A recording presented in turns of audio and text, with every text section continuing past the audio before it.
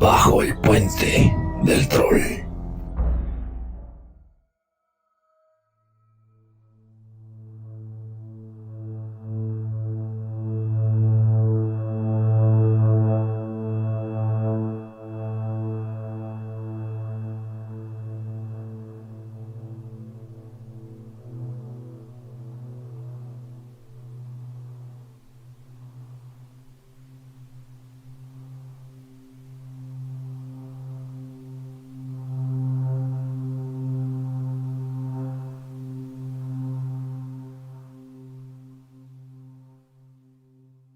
No se me olvida dónde nos quedamos la semana pasada y no se me olvida que les debo una anécdota.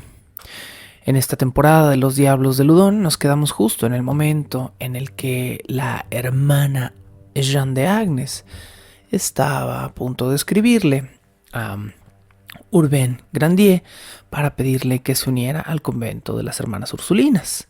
No bien estaba apenas enterrado Monsieur Canon Mouzin, quien era el encargado anterior digamos, del convento por encima de la priora o de la madre superiora. La hermana Jeanne de Agnes mandó llamar a Urbain Grandier para poner en marcha su plan de tener una especie de monseñor amante, rey del castillo, en su convento lleno de jóvenes monjas. La hermana Jeanne de Agnes le escribió a Urbain Grandier y Urbain Grandier le contestó, recordemos, unas cuantas semanas después, diciendo gentil pero determinantemente que estaba demasiado ocupado con su propia parroquia para prestarle atención a Jeanne de Agnes, quien de alguna manera se había enamorado de la imagen idealizada que tenía de Urbain Grandier a partir de todas las historias que había escuchado de su persona. Al poco tiempo, les había dicho entonces, Madeleine de Bru, la esposa no oficial, vamos a decirlo, de Urbain Grandier, decidió ir a visitar a una pariente suya, a una sobrina suya específicamente, al convento de las hermanas Ursulinas, y al hacer esto se topó cara a cara con Jeanne de Agnes. Jeanne estaba perfectamente segura de que ella iba a recibir de manera personal a Madeleine de Bru, no porque quisiera muy respetuosamente saludarla, ni porque tuviera la más mínima intención de congeniar o platicar con ella, sino porque la veía como una verdadera amenaza. Madeleine de Bru, quien secretamente se había casado con el párroco Urbain Grandier, estaba viviendo el sueño que Jeanne de Agnes quería para sí misma. Cuando Madeleine de Bru se aproximó a las puertas del convento de las hermanas Ursulinas para ir a visitar a su sobrina, Jeanne de Agnes recibió personalmente a la madame y antes de que pudiera siquiera cruzar a través de las puertas del convento, la priora la recibió gritándole que era una puta ramera, libertina pervertidora de sacerdotes, agente del más grande de todos los sacrilegios. Y después de esta cita, la corrió de inmediatamente del terreno de su abadía, hecho que un par de semanas después puso, por supuesto, a la hermana Jeanne de Agnes en el radar de los conspiradores, de los enemigos de Urbain Grandier. Y dado que la priora también había sido una persona muy cercana al tío del esposo de la joven Philippe, de repente comenzó a formarse una nueva alianza en un juego con un tablero lleno de intrigas. Bienvenidos a un nuevo episodio de Bajo el Puente del Troll, donde continuamos con esta temporada de Los Diablos de Ludón, una temporada que comienza un poco a fuego lento, con una serie de intrigas personales y que poco a poco, pero específicamente en este capítulo, se va convirtiendo en una historia que me parece totalmente única. ¿Qué pasó después de este enorme incidente con la hermana Jeanne de Agnes? Bueno, le sucedió a Jeanne de Agnes algo muy, muy similar a lo que le había sucedido a Urbain Grandier con la joven Philippe. Recordemos que en nuestro primer episodio, cuando Grandier embaraza a Philippe, inmediatamente él describe en sus notas haber sentido una especie de cambio de disposición. En el momento en el que ella le dice estoy embarazada, él odia a esta mujer que en algún momento había quizá podido desear o amar. Lo mismo o algo muy parecido sucedió con Jeanne de Agnes, quien en sus notas nos explica que después de haber recibido el rechazo a la posición dentro de la abadía de las hermanas ursulinas de Urbain Grandier, comenzó a odiar a un hombre que alguna vez había idealizado y que alguna vez pues pudo o habría podido amar de haberse dejado. También se atrevió a declarar la hermana Jeanne de Agnes que su mentor, Canon Moussin, había vuelto en sus sueños para hacer una especie de penitencia desde el purgatorio, pero lo había hecho mostrándole el rostro de Urbain Grandier. Esta es la primera mención a una situación sobrenatural en la situación de Loudun y viene con la hermana Jeanne de Agnes. Esto es muy importante porque a partir de aquí el caso va a cambiar muchísimo. La hermana Jeanne de Agnes es la primera participante, la primera jugadora del tablero que hace un comentario, una mención sobrenatural con respecto a la situación de Urbain Grandier. Antes de esto, él era simplemente, desde una perspectiva social, un hombre horrible, pero no era un diablo, no era un demonio de ninguna manera.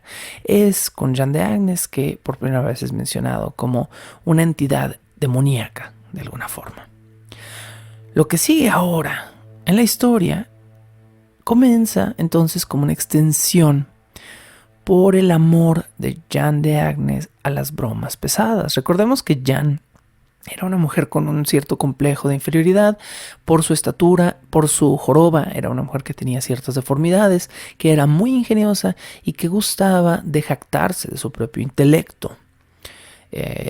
Dentro de el medio eclesiástico para ponerse en una situación de superioridad y le gustaba jugar bromas a la gente. Su siguiente broma comenzaría con la negativa de Urbain Grandier a dirigir la abadía y con la aparición de Madame de Brou, pero esta broma llegaría muchísimo más lejos. Recordemos también de nuestro episodio anterior que la casa en la que las Ursulinas habían sido instaladas o las habían puesto, digamos, dentro de Loudun, la primera casa, se decía, era una casa embrujada, una casa poseída, al menos poseída por un espíritu, que era la leyenda, y las monjas que habitaban ese lugar pues habían hecho una pequeña fama a las monjas ursulinas de la casa poseída. Comenzaron a correr entonces otras leyendas en torno a las monjas. Un espíritu chocarrero que pasaba siempre por las ventanas, que se quedaba viendo a los niños afuera del convento. Este convento ofrecía ciertos servicios de juventud, es decir, había muchos niños y muchachos que iban a aprender cosas o a desarrollar habilidades o a hacer sus catecismos, etcétera, etcétera, a este convento. Entonces, las leyendas comenzaron a correr de parte de los niños, pero sospechamos hoy en día fue probablemente de voz de las mismas monjas, quienes los engatusaban a creer estas leyendas, o probablemente se ponían en posiciones donde hacían creer a los niños que ellas mismas eran los espíritus. Comenzaron entonces las historias comunes. Hay un espíritu que se para en una ventana y nos mira. Hay un espíritu que por las noches dentro del convento hace ruido. Y así las monjas comenzaron a fomentar las leyendas de que aunque habían abandonado el edificio original que estaba presuntamente poseído por un espíritu, todavía permanecían en contacto con seres sobrenaturales. Esto por orden de Jeanne de Agnes. Otras historias comenzaron a correr más adelante. Una mano helada nos toca por las noches, nos levanta los hábitos, nos toca las piernas y los pies y los muslos y no nos deja dormir. Este tipo de detalles ligeramente naturalistas, ligeramente sexualizados, se van a ir volviendo más comunes cuando las monjas se dan cuenta de que esto hace los rumores más populares. Por supuesto, hay que decirlo, los fantasmas siempre desaparecían cuando había niños en lugares bien iluminados dentro de la abadía o cuando había visitas sacerdotales. No obstante, después del lapso de la visita de Madame de Bru al convento, siempre regresaron los fantasmas cuando fue pertinente para gusto de la priora. Al parecer, esta leyenda se fue reforzando al punto en el que estos espíritus que originalmente eran espíritus de muertos, eran espíritus humanos, se fueron convirtiendo en diablos dentro del mismo término que las hermanas ursulinas utilizaban. Diable es un término mucho más común en francés que demonio, de alguna manera, de ahí el título de toda nuestra temporada. Este hecho sería reforzado por una serie de supuestas visiones que provendrían de la priora de Jeanne d'Agnes y que comenzarían a correr a terceros.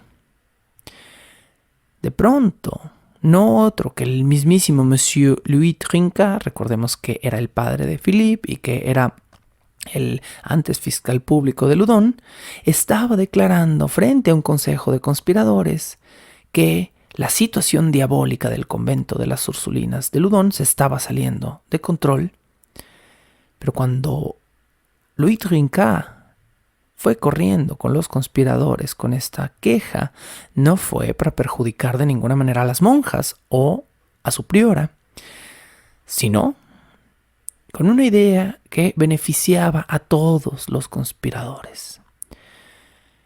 ¿Qué acaso no podríamos usar la nueva situación del convento, de los diablos que acosan a las hermanas, para implicar a Urbain Grandier? ¿Que no hay alguna manera de poner a este hombre al frente de toda esta serie de eventos desafortunados? Créanme que los conspiradores sonrieron frente a esta idea. Mientras el chisme de los diablos de Loudun corría a los oídos de toda la orden de carmelitas y de todos los jesuitas que estaban en la región y de algunos de los protestantes quienes, por cierto, no creían nada de esto. Recordemos que Loudun estaba dividido entre católicos y protestantes y que eran una buena parte de la población, es decir, habíamos hablado de un 40-40 más o menos de protestantes y católicos en Loudun. Esto es una estadística muy burda y acaso un 15-20% de personas que se mantenían secularmente al borde de toda la situación. Entonces los chismes se volvieron muy populares en Loudun y la mitad de la población los creía y la otra mitad realmente los tomaba como una locura de los católicos de Loudun. Pero los avistamientos del convento de repente se estaban saliendo de las paredes, porque ahora las mismas hermanas ursulinas habían sido poseídas por los diablos. Si de repente estos seres no eran simples espíritus humanos, sino diablos que eran capaces de doblegar la voluntad de los seres humanos, las hermanas ursulinas ahora habían sido poseídas por estos diablos y ellas, a gritos en plazas públicas y calles y en clases con sus mismos alumnos de catecismo, habían comenzado a culpar abiertamente a Urbain Grandier de sus posesiones. Fue él, el sacerdote que hizo un pacto conspirando con el mismísimo Satanás, quien nos convirtió a nosotras, todo un convento de mujeres pías y dignas, en un grupo de riesgo a caer de la gracia divina. ¿Se dan cuenta de lo veloz que fue esta escalación? Me imagino, pasamos de un pueblo chismoso, donde todo el mundo se acostaba con todo el mundo, a una situación de posesión demoníaca de 0 a 100 en 5 segundos. Mientras las monjas del convento comenzaban a acusar públicamente al párroco, el mismo Urbain Grandier escuchó los rumores y no hizo nada más que reírse y subir los hombros, porque era absurdo. Era absurdo que 15, 17 monjas estuvieran por todo el pueblo predicando que Urbain Grandier era el mismísimo hermano del demonio y que todos estos chismes fueran creíbles. Entonces para Urbain Grandier fue como, oye, ¿ya viste que te están llamando el amigo del demonio? Y pues para Urbain Grandier fue como, pues sí, pero pues obviamente es ridículo. Fue ridículo hasta que Canon Mignon, el nuevo fiscal público, llamó de nuevo a un proceso legal. Y este proceso legal implicaría a Urbain Grandier. Pierre de Rangé, el cura de Beniers, de repente se estaba añadiendo al consejo de guerra contra Grandier. Pierre de Rangé en sí no se oponía a Grandier, es más, no lo conocía, no tenía ningún problema con este fulano con el que todo el mundo tenía algún tipo de inconveniente. Pero Pierre de Rangé, que fue convocado por Canon Mignon, trajo al tablero de juego a un nuevo contrincante, un fulano llamado Monsieur Barré. Y Monsieur Barré era un sacerdote frío, de un semblante casi siempre negativo, que es una de esas personas, o era una de esas personas, que siempre gustan de ver al diablo en todo y que de alguna manera se regodean en ello. A lo largo de mi vida he conocido a personas así que son católicas o son fervientemente católicas porque su verdadero interés está en la posibilidad de la existencia del diablo. Y Monsieur Barré de alguna manera quería ver patas de cabra en toda situación. Cuando a Monsieur Barré le avisa a Pierre de Rangé que hay un fulano en Loudun al que todo el pueblo está acusando de ser un aliado del demonio, Monsieur Barré se lanza inmediatamente hacia Loudun y decide desde su posesión eclesiástica convertirse en una especie de comprobador de la existencia del diablo. Gracias a él, que era, por cierto, un cura de la parroquia de Saint-Jacques de Chinon, todo Chinon estaba rebosando de reportes. Es decir, este fulano ya traía un trasfondo donde su propio pueblo ya estaba totalmente afectado por él. Entonces, él era cura de la parroquia de Saint-Jacques de Chinon. En Chinon había un montón de reportes de niñas poseídas y también, no es broma, de vacas poseídas y cerdos embrujados o poseídos por algún demonio. Noticias de hechiceros o hechicería y un sinfín de reportes que se mantuvieron en Chinon de hombres viejos que aludían que eran incapaces de mantener una erección con sus respectivas esposas, no por culpa propia, no por mala salud, no por alguna cuestión médica y no porque no quisieran acostarse con sus esposas, sino porque seguramente alguien los había hechizado. Y pobres de ellos, solo eran capaces de mantener erecciones con algunas prostitutas del pueblo o con otras personas. Este es el tipo de reportes que florecían en torno a Monsieur Barré y este fue el tipo de hombre que corrió hacia Urbain Grandier interesado en que fuera verdaderamente un aliado del diablo. La invitación de Barré por medio de Rangé al círculo de guerra no vino en vano.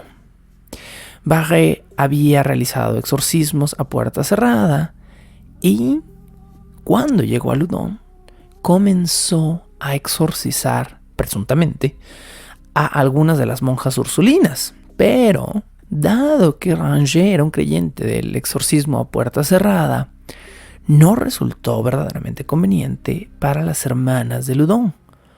¿Por qué? Porque los exorcismos eran a puerta cerrada y esto no le estaba sirviendo a nadie. ¿Qué tal? Sugirieron ahora los conspiradores. ¿Qué tal si abriéramos las puertas del convento de Loudun e hiciéramos públicos todos los exorcismos? Ahí hay una gran idea. Bajo el puente del troll.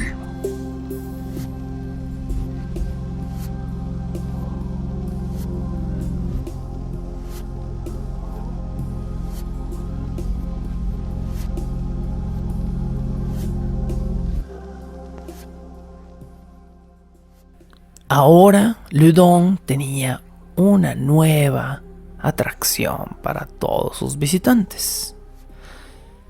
Vengan y vean a las monjas poseídas de Loudun. Espectáculos a ciertas horas, claro, con la condición de una pequeña donación de su parte hacia el convento de las hermanas Ursulinas. Y vaya que los exorcismos conducidos por Barré eran un verdadero espectáculo.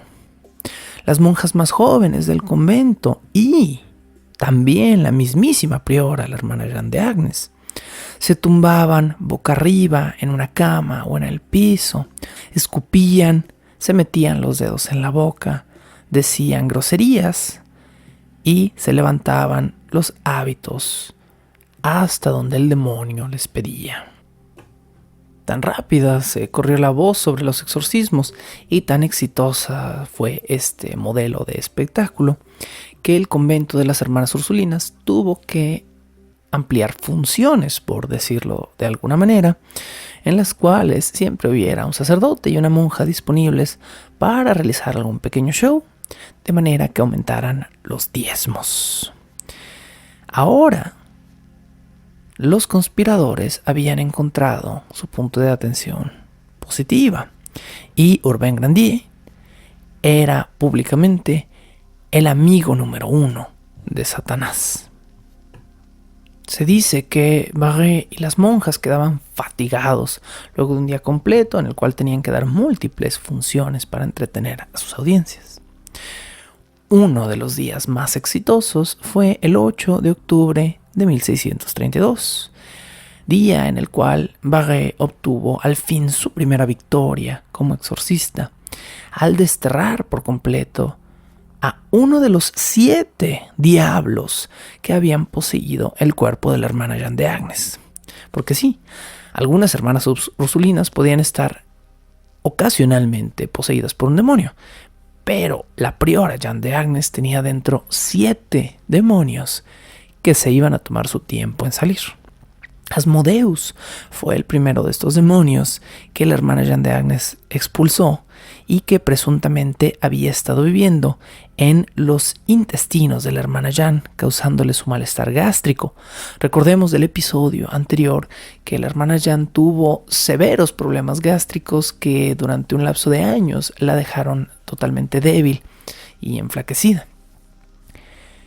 Con el rezo de "Yo te exorcizo, espíritu desagradable, y a cada matanza del adversario, a cada espectro y a cada legión, en nombre del Señor Jesucristo, ahora quedas desterrado, sal de esta criatura de Dios", Barré convenció a todo el mundo de que uno de los 7 demonios de la hermana Jeanne había sido desterrado, y no solo eso, de que Urbain Grandier lo había puesto dentro de ella. A la presunta salida del demonio del cuerpo de la hermana Jeanne, el diablo, obviamente en voz de la hermana, profirió algunas maldiciones y blasfemias ingeniosas que la hermana Jeanne d'Agnes había escrito previamente para sorprender a su audiencia. La hermana Jeanne se relajó, terminó su participación en esta obra de teatro y se tomó un momento para comenzar a dudar de lo que seguía a continuación. Ella estaba segura de que el show había terminado y no veía a la gente irse. Y entonces escuchó la voz profunda de Barré, que dijo: "Ahora traigan la jeringa de cobre". Esta petición de Barré requiere de una pequeña nota cultural de la época. Las jeringas para exorcismo no eran jeringuillas con una aguja, no. Las jeringas para exorcismo eran en realidad más grandes que una jeringa para rellenar un pavo. Eran una especie de bomba de agua que por lo general tenía capacidad para 1 o 2 litros y que se utilizaban para lavar a los demonios de dentro de los poseídos. A menudo, esas jeringas eran llenadas a tope y se le aplicaba un violento y frío enema a la persona poseída con la intención de verlos expulsar sus pecados, creo que era el término. Asmodeus, esta vez más claramente en voz de la hermana Jan, comenzó a quejarse. No, por favor, no me hagan esto, no me lastimen. Muy probablemente esta fue la única parte de todo este exorcismo que no estuvo practicada por la hermana Jan de Agnes. Si alguna vez hubo algo parecido a un demonio dentro de ella, seguramente también rogó junto con ella en esta ocasión que no cargara la jeringa. No obstante, el sacerdote y sus ayudantes cargaron una jeringa con 1 litro completo de agua bendita y unos minutos después de sus ruegos le aplicaron enfrente de una audiencia a la hermana Jan de Agnes un enorme enema sagrado. Después de esto, la hermana Jan terminó de literalmente, ahora sí, expulsar toda la maldad que tenía dentro y solo entonces terminó el exorcismo. Este pudo haber sido el momento en el que la hermana Jan de Agnes debió haber dicho que se detenía o pudo haber pensado mejor las cosas.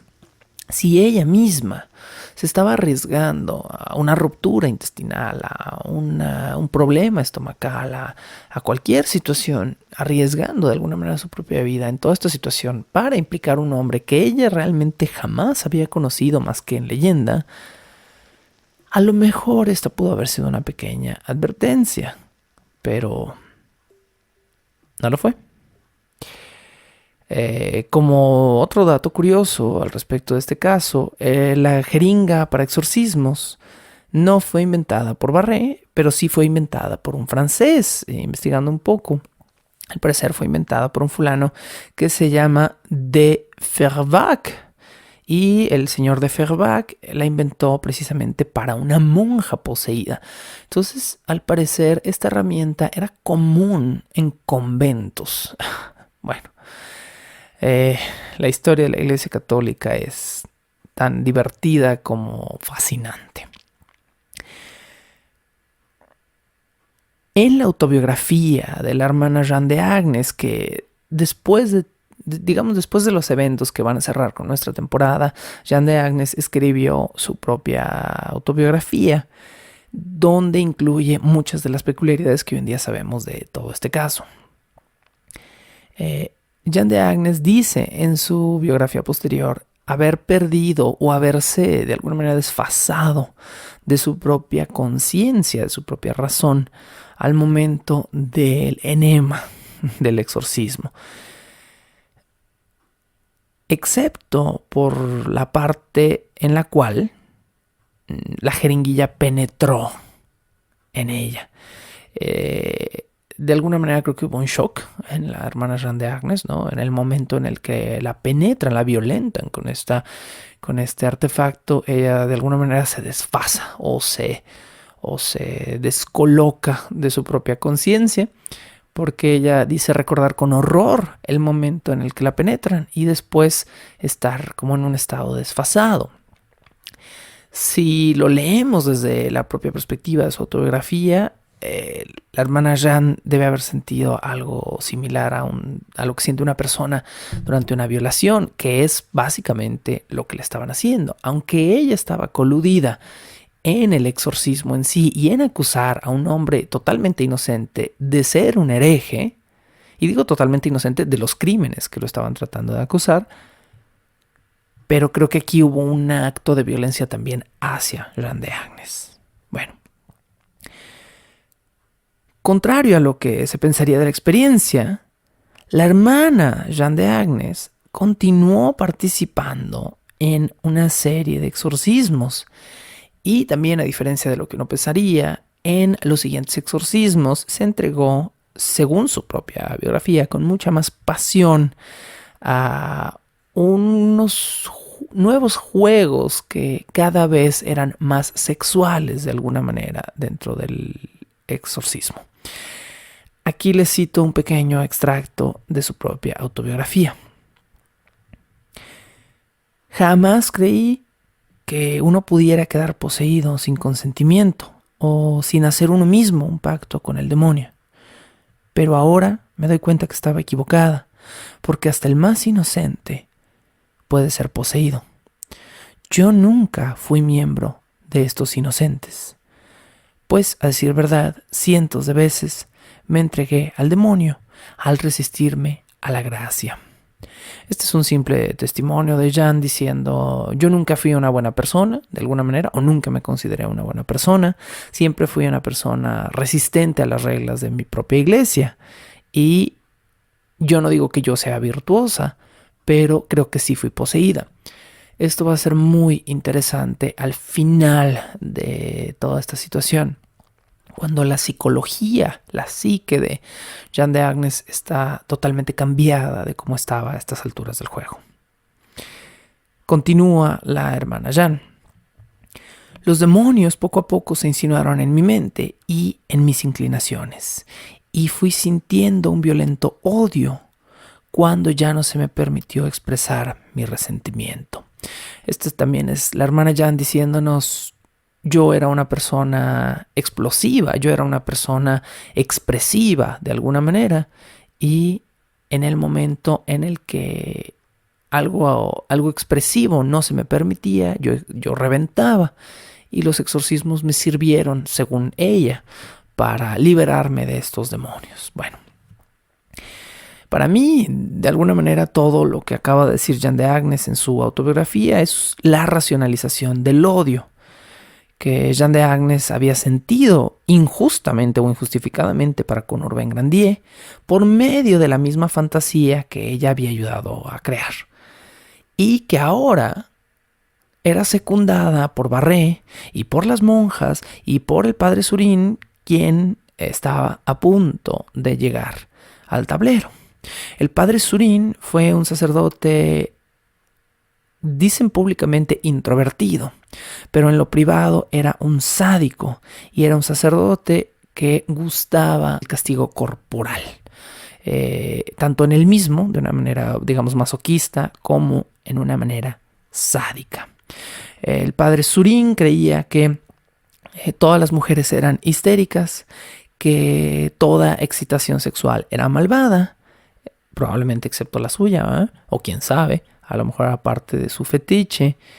Y el padre Surin era también un ferviente partidario de los enemas y de los látigos en los exorcismos. Hasta aquí el cóctel. Una serie de monjas jóvenes exponiéndose físicamente, diciendo palabras sexuales y lascivas, hago mucho hincapié en el gesto de meterse los dedos a la boca, porque es una de las cosas más recurrentes en el caso de Loudon. Las monjas se chupaban los dedos lascivamente, se metían 2, 3 dedos a la boca, a la garganta. Todo esto definitivamente tiene un componente sexual, ¿sí? La monja joven subiéndose el hábito porque Satanás se lo pide, un enema anal a una monja mientras hay una audiencia. Estoy casi seguro que hay gente que paga por shows sexuales de la misma naturaleza y acá salía mucho más barato porque solo tenías que darle un diezmo a la Iglesia Católica. En este lapso, la hermana Jeanne no solo se ganaría una fama como la monja más poseída de todo Loudun, sino un nuevo apodo, la Bella Diablita. Esto a partir de su corta estatura y, pues por supuesto, de ser la priora, que presuntamente estaba poseída por 7 demonios distintos en Loudun. 3 de sus monjas iban a advertir muy pronto que habían mantenido verdaderas relaciones sexuales con el demonio y que ahora sufrían de lo que los exorcistas gustaban llamar como furores uterinos. Tenían el útero exaltado, según los exorcistas, en su poca o nula comprensión de cualquier cuestión de anatomía y sexualidad femenina. Las hermanas ahora se iban convirtiendo en expertas en hablar sucio. Y el diablo Asmodeus, quien presuntamente ya había sido expulsado, vendría a atacar con una segunda ola mucho más fuerte de ataques epilépticos, contorsiones, retortijones, más maldiciones y nuevamente, lo reitero, muchos dedos chupados. De hecho, el hábito de las hermanas ursulinas chupándose los dedos se volvió tan común que durante algunos de los exorcismos se ofrecía a los hombres del público a meterles a las monjas los dedos en la boca, bajo el riesgo de que pudieran mordérselos. Y en más de una ocasión esto sucedió. Y en 2 ocasiones 2 hombres estuvieron a punto de perder alguna falange por culpa de una monja que los mordía demasiado fuerte o por ellos meter demasiado a la fuerza el dedo en sus bocas. Ya todo el espectáculo estaba montado. Ya había un show y un elenco. Y solo faltaba una cosa: vincular de manera determinante y definitiva a Grandier con el show. Sí, ya lo habían hecho de una manera muy pública y muy informal. Monjas gritando en la calle que Urbain Grandier era un hechicero, un mago del diablo, etcétera, etcétera. Pero dentro de la ley eclesiástica, si es que se le puede llamar una ley, cuando se realizaban exorcismos, solo se consideraba 100% fidedigno un testimonio si el poseído estaba actuando o hablando en un determinado momento como un demonio. De manera que no existía acusación formal para la Inquisición si el poseído no declaraba en voz del diablo mismo que X o Y situación había sucedido. Por lo tanto, fue en una movida final de las piezas del tablero que Jeanne d'Agnes, durante su siguiente exorcismo, poseída por alguno de los 6 demonios que presuntamente le quedaban dentro, o 7 si ya había vuelto Asmodeus, declaró públicamente en un registro de exorcismo y presuntamente mientras estaba poseída, es decir, esto en el año de 1632, esto ya era legal de alguna manera, declaró lo siguiente: su nombre es Urbain. Dinos su cargo, le pediría un sacerdote en este registro. Es el sacerdote. ¿El sacerdote de qué iglesia? El sacerdote de San Pedro. Y con esta dramática declaración, la hermana Jeanne d'Agnes, en su propia voz, condenaría ahora sí, para siempre, a Urbain Grandier. Bajo el puente del troll.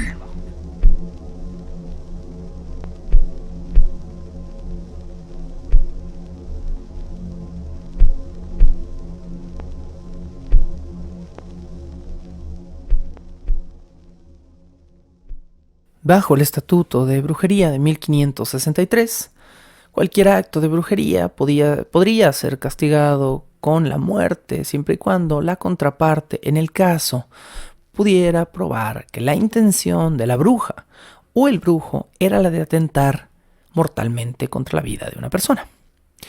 Esta ley, que me parece bastante absurda, sería reemplazada por una mucho peor en 1603. Esto es unos 30 años antes del año en el presente en el que nos estamos situando con Urbain Grandier.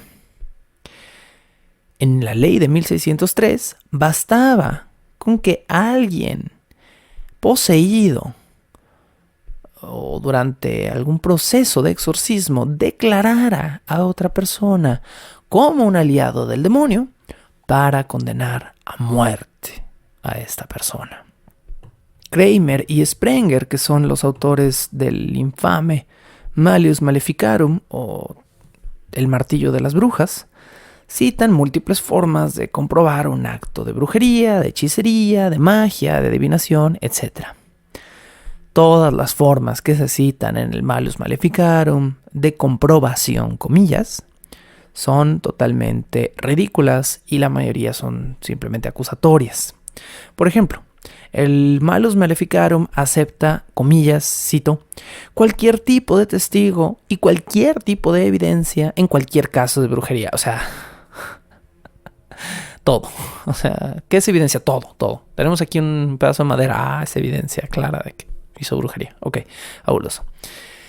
Dentro de las posibilidades se tomará en cuenta chismes, inferencias, sueños o incluso declaraciones hechas por personas poseídas por un demonio.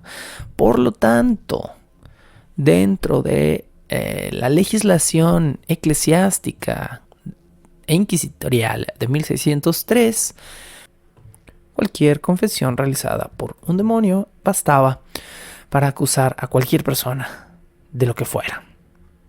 Por supuesto, en los juicios de brujería, la tortura siempre ha sido una constante y los inquisidores tenían permitido mentir sobre un acto de clemencia para sacarle una confesión a un presunto culpable. En otras palabras, los inquisidores podían decir cualquier cosa para que el condenado confesara y después retractarse y igual condenarlos a muerte. Entonces era muy común que los inquisidores le dijeran, después de torturar por horas y horas a una persona, le dijeran, ok, te vamos a perdonar la vida y te vamos a dejar de torturar, simplemente tienes que ser bueno y decir que sí. Y la persona en agonía pues decía que sí y igual era condenada a muerte, ¿no? Entonces, totalmente vil este proceso. Otras maneras de comprobación, según la normativa inquisitorial, era por medio de marcas. Tenía el acusado algún lunar o cualquier marca de nacimiento, cualquier ennegrecimiento de la piel, demonio. Tenía el acusado doble pezón o incluso triple pezón, peor aún, demonio. Tenía el acusado alguna región insensible en el cuerpo que después de horas de tortura ya no sintiera dolor, demonio. Tenía un acusado en su casa un gato o un sapo o había sido encontrado remotamente cerca de su casa cualquiera de estos dos animales o cualquier otro animal concebido como un familiar de brujería, ya saben lo que voy a decir a continuación.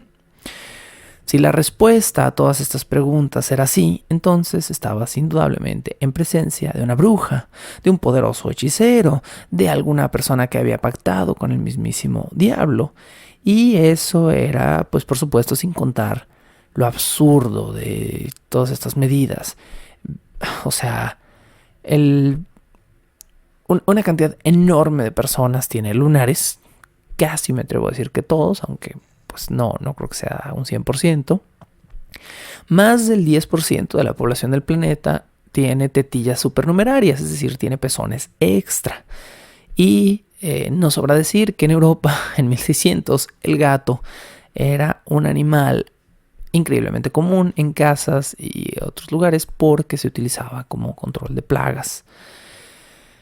Entonces, bueno, era como...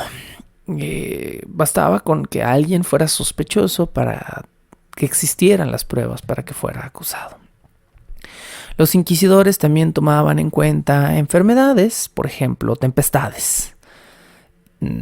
había una fuerte tempestad que no era común en ese mes del año, el diablo está de alguna manera involucrado. ¿Por qué? Porque cualquier situación que se saliera del control de la iglesia implicaba que Dios no estaba involucrado. Entonces tenía que ser un acto del demonio. Y más adelante vamos a hablar precisamente de esto, precisamente de cómo los inquisitores eran tan ingenuos, tan estúpidos en esta cuestión, que ellos mismos confundían la voluntad de un Dios todopoderoso, que es en lo que ellos creen, con el permiso de Dios para dejar que los demonios habiten la tierra. Las tormentas fueron las causantes de algunos serios problemas en la Europa de aquel entonces. Pero ¿qué no se supone? Toquemos el tema de una vez, pero dije que lo voy a decir después y luego se me olvidan estas cosas. Dentro de la misma, digamos, mística inquisitorial, se supone que ni un solo cabello se mueve en la cabeza, dice la Biblia, de un ser humano, si Dios no lo quiere. Entonces, ¿cómo es posible que un demonio llegue y posea por completo a una persona? La lógica, y estoy usando esta palabra de manera muy libre, me atrevo a decir, la lógica de los cazadores de brujas era la siguiente. No es que Dios no sea todopoderoso y no es que se le estén yendo las cabras al monte y se le vaya el pedo y permita que un demonio posea a una persona. No. Los diablos claramente van y hablan con Dios y le piden permiso a Dios de manifestarse, y Dios permite la manifestación demoníaca y las posesiones a niños y a pobres monjas porque quiere poner a prueba a todos los hombres en su libre albedrío y dejarlos caer en las garras del demonio si es que no son lo suficientemente fuertes para resistirse. Por lo tanto, los demonios están trabajando bajo permiso divino en hacer el mal en la tierra, y por lo tanto un diablo que estaba poseyendo a una bruja venía con el mismísimo permiso de Dios. Entonces era un testigo confiable. Ahí la lógica, de nuevo, es una palabra un poco extendida para esta situación. Una bruja, según los textos del Malleus Maleficarum, puede volverte estéril o puede enfermarte con solo colocar un dedo encima de tu bote de leche o de los huevos que llevabas a casa y volverte inmediatamente impotente, que era una de las más grandes creencias y más grandes machismos de la brujería en la Europa medieval, o ya en este caso casi renacentista, ¿no? La impotencia era una de las sintomatologías más comunes en los juicios de brujería porque, pues, por supuesto, es un elemento masculino, ¿no? Es un elemento masculino. La bruja femenina atenta contra la masculinidad del hombre y lo obliga a volverse infiel, a solo tener erecciones con otras mujeres, a abandonar su deber como devoto esposo en su casa. Entonces siempre es la mujer quien tiene la culpa de la falla biológica del hombre, ¿no? De alguna manera. La impotencia entonces era una de las consecuencias más comunes, y una bruja también podía matar animales, se creía, o podían desecar animales de su leche, por ejemplo las vacas, las ovejas, se asustaban las vacas o las ovejas, se les secaba la leche, y esto pues casi siempre seguramente era culpa de una bruja. ¿Y a quién voy a culpar? Pues a la esposa del vecino, porque el otro día me miró feo o no me quiso responder sexualmente, y esto era suficiente. Un sueño, decir que habías soñado o decir que habías tenido una visión de que esta persona era una bruja para que se les condenara a muerte. Las brujas también eran capaces de salar la tierra. Entonces no habían salido tus nabos bonitos este año, o después de que los habías cosechado habían salido todos feos, pues seguramente fue fulanita o fulanito que era un hechicero, y entonces vamos a tener un problema. Durante el verano de 1644, esto ya es posterior al caso de Loudun, pero es un pequeño paréntesis que me interesa platicarles, también en Francia, en una región llamada Beaune, escríbase totalmente diferente a como la palabra en inglés, hubo reportes de casos de brujería luego de que una muy fuerte tormenta de granizo, que no debió haber caído en una cierta temporada, acabó con todas las cosechas de la región. La gente estaba frustrada, la gente estaba asustada porque no iban a tener comida para ese invierno, y en su propia inconsciencia y en su propio egoísmo y en su propio terror, decidieron darle voz a un niño de 17 años de edad, un chavito de 17 años de edad que presuntamente era una especie de vidente o de sabio. Y este chico lo que hizo fue simplemente acusar a una mujer joven que vivía en el pueblo. No sabemos cuál era su historia, no sabemos cuál era su relación, pero este chico dijo: el motivo por el cual cayó granizo en este mes fue porque esta chica es una bruja. Y sin juez, sin juicio, sin inquisición y con todo el permiso de la ley, supongo, porque no hubo consecuencias para nadie, los granjeros, junto con este chico, se lanzaron a casa de esta muchacha y la mataron a golpes. Se acabó el problema, o comenzó el problema. En 1672, esto ya es muchos años después del caso de Loudun, casi 40 y tantos años después, el rey Luis XV dio órdenes de que todos los párrocos condenados a casos de brujería fueran perdonados de la pena de muerte simplemente por ser párrocos y fueran simplemente desterrados. Lamentablemente, en 1634, que esto fue 38 años antes de 1672, el padre Tranquil, quien fue el encargado por la Inquisición de revisar el caso de Urbain Grandier, estaba convencido de que la gente de Loudun no iba realmente a llevar a un proceso eclesiástico inquisitorial a Urbain Grandier, y probablemente todo iba a estar bien. Este padre, cuando se acercó al caso, dijo: bueno, probablemente la gente va a ver que las monjas ursulinas están haciendo un espectáculo y que Urbain Grandier no ha tenido nada que ver, y pues simplemente vamos a ver cómo procede el caso. Y lo que el padre Tranquil no sabía es que pues ese 40% hipotético, digamos, de católicos que vivían en Loudun, del que estábamos hablando, que eran curiosamente de los que más se habían, digamos, opuesto a la postura política del derrumbamiento de las paredes del rey, y que se habían opuesto a ciertas cuestiones políticas fuertes durante ese lapso, eran bastante vocales y estaban totalmente convencidos de que lo que estaba sucediendo en Loudun era un verdadero caso de posesión y que Urbain Grandier era un riesgo para ellos y les iba a costar la vida. Así que cuando realmente comenzó a manejarse de una manera inquisitorial el caso de Loudun, se manejó asumiendo de alguna forma que el pueblo entero estaba de acuerdo que Urbain Grandier estaba de alguna manera involucrada. Por su parte, la otra mitad protestante de Loudun era totalmente escéptica a lo que estaba pasando, y hubo múltiples sacerdotes que no estuvieron en contra de Grandier, que se vincularon con el caso, que también, o sea, que ellos declaraban una y otra vez que no, esto no puede estar sucediendo, porque no es posible. O sea, nosotros somos sacerdotes y aún así no creemos en que pueda existir esta posesión demoníaca. El obispo, quien tenía mucho poder en este caso, estuviera o no convencido de que los casos de posesión de las hermanas ursulinas eran verdad,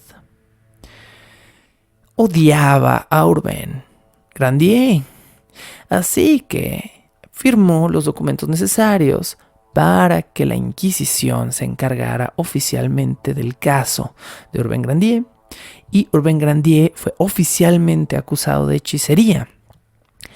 más o menos entre 1633 y 1634, probablemente finales de 1633, principios de 1634. Las monjas ursulinas fueron consideradas por el obispo como verdaderas víctimas. Por lo tanto, la acusación entró en vigor con Grandier como no solo como un hechicero, sino como un violentador de 17 monjas jóvenes, 18 si incluimos a la priora, en Loudun. Mignon y Barré, que fueron los sacerdotes de Barré, bueno, recordamos que era el fulano que había atendido los primeros exorcismos, y Canon Mignon, uno de los que le habían echado por ahí el grito. Estos sacerdotes que se encargaron de los exorcismos de las hermanas ursulinas presentaron una orden de arresto oficial emitida por el mismísimo obispo junto con un gato. Así es, cuando Barré fue a la policía para pedir a las fuerzas, digamos, oficiales de Loudun que arrestaran a Urbain Grandier, llevó un gato y les dijo que ese gato, por supuesto, era un familiar demoníaco de Urbain Grandier. No les dijo la verdad, que era un gato llamado Tom, que vivía en el convento de las hermanas ursulinas, que era muy tranquilo, que era muy dejado, y que se dejó transportar en brazos hasta la prisión de Loudun para hacer mucho más dramática la orden de arresto de Urbain Grandier. A su vez, Grandier decidió apelar la decisión del obispo. Le escribió a un conocido suyo, un tal Pointier. Hay una cantidad impresionante de nombres parecidos en estos archivos y a veces yo mismo me confundo, pero bueno, no es un personaje muy relevante. Pointier era un conocido de Grandier y Grandier le escribió para apelar la decisión del obispo y le pidió que por favor hiciera algo por él porque cada vez se veía más, digamos, contra la pared.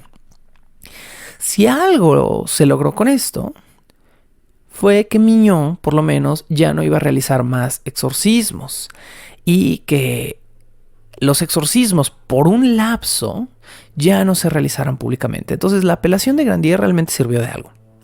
Grandier aplacó un poquito a los perros, mitigó un poco la tormenta, podríamos decir, y logró que, pues, por lo menos por un tiempo, los exorcismos se condujeran a puerta cerrada o no se condujeran en lo absoluto, porque pues ya cuál era el interés de las ursulinas en seguir haciendo estos exorcismos si ya no había diezmo, ya no había show.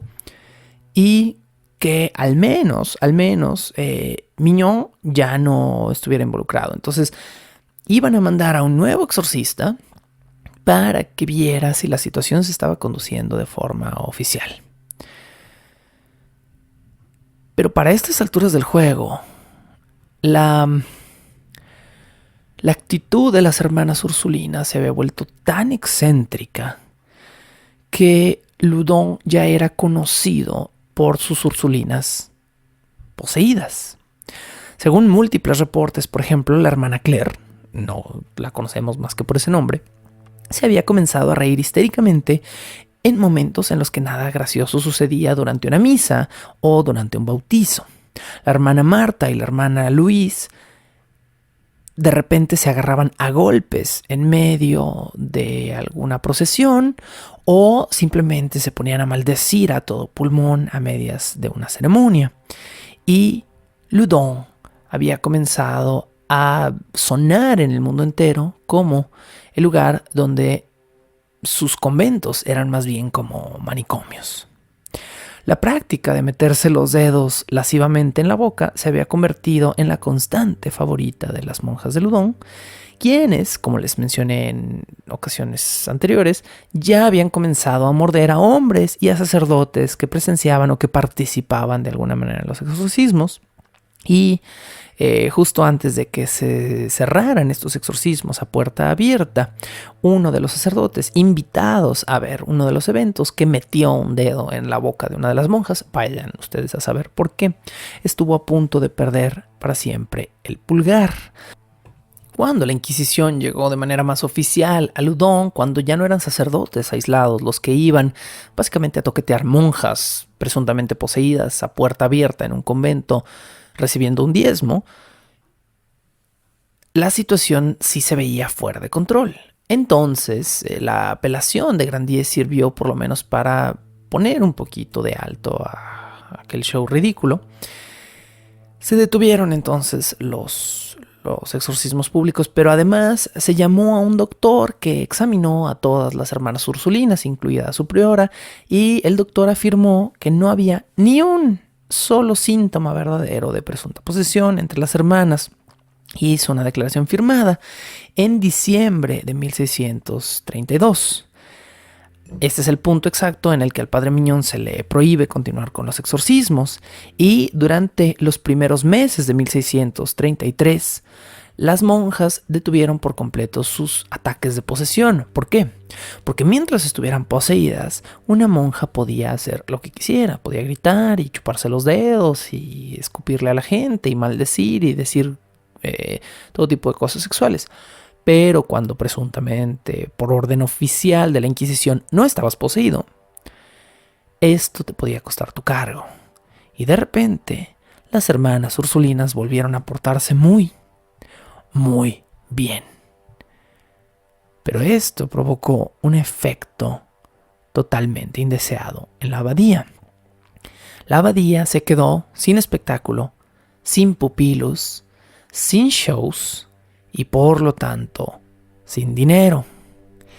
Y cuando la iglesia se queda sin dinero, créanme, va a encontrar la forma de volver a hacer fluir los billetes. Con esto cerramos el episodio de hoy de Bajo el Puente del Troll y continuamos la siguiente semana para ver hasta qué niveles está dispuesta a llegar la gente por decir que tiene razón, que no se quedó abajo y que ellos tuvieron la última palabra. Y esta es también mi última palabra. Gracias por escuchar y hasta la próxima semana con Bajo el Puente del Troll. La locución, la producción y la música original de este programa son creadas por Sergio Vicencio. Ve a patreon.com/Sergio Vicencio y apoya este podcast para obtener horas de contenido adicional. ¿Quieres comisionar cápsulas, episodios o incluso temporadas completas o comprar contenido digital de Bajo el Puente del Troll? Ve a coffee.com/Sergio Vicencio y encárgate de decirme qué hacer. Es coffee, ko-fi.com/Sergio Vicencio. Búscame como @recuadro blanco en Twitter e Instagram o como Sergio Vicencio en YouTube para darme tu opinión sobre este podcast.